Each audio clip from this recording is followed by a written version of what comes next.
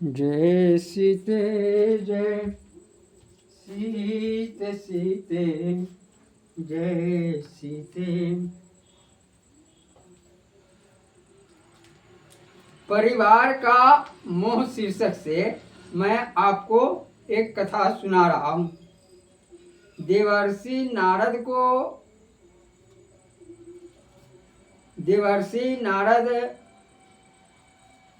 को परिभ्रमण काल में एक वयोवृद्ध धनवान मिला।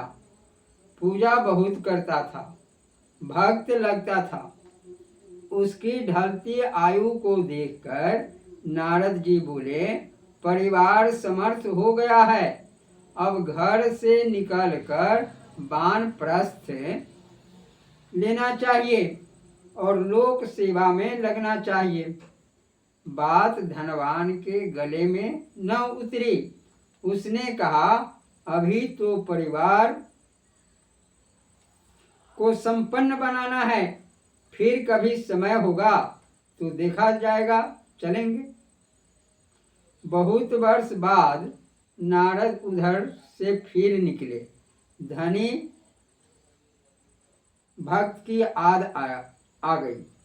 उसके घर पहुंचे तो मालूम हुआ वे कुछ समय पूर्व मर गए।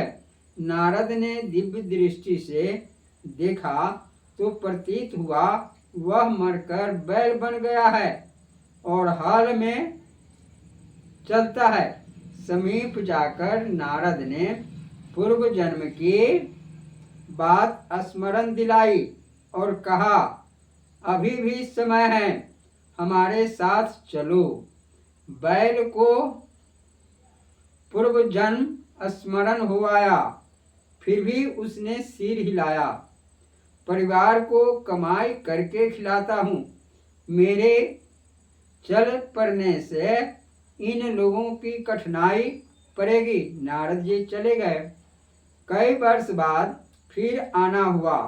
बैल का समाचार पूछने लगे तो ज्ञात हुआ कि वह भी मर चुका। अब वह कुत्ता बना बैठा था उसी घर में। नारद बोले, कुत्ते की स्थिति में पड़े रहने से क्या लाभ, चलो विश्व कल्याण का कुछ काम करें। कुत्ता सहमत नहीं हुआ। उसने कहा, विश्व कल्याण से क्या लाभ होगा, परिवार कल्याण ही बहुत है। मैं चल पड़ूं तो चोरों की रखवाली कौन करेगा। नारद चले गए। फिर तीसरी बार उसी प्रकार लौटना हुआ और नारद जी ने इस बार भी पहले की तरह पूछताछ की। मालूम पड़ा कि कुत्ता मर गया।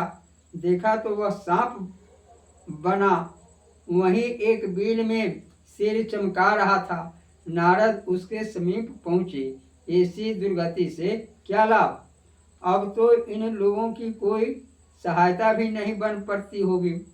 चलो ना। सर्प ने असहमति सूचक सिर हिलाया और कहा, घर में चूहे बहुत हैं, इन्हें निगलने और डसने का काम किया करता हूँ, परिवार का मोह कैसे छोड़ूं। नारद इस बार भी चले गए। एक दिन सांप बिल से निकला ही था कि घर वालों ने उसकी डंडे से खबर ली और सिर कुचल दिया।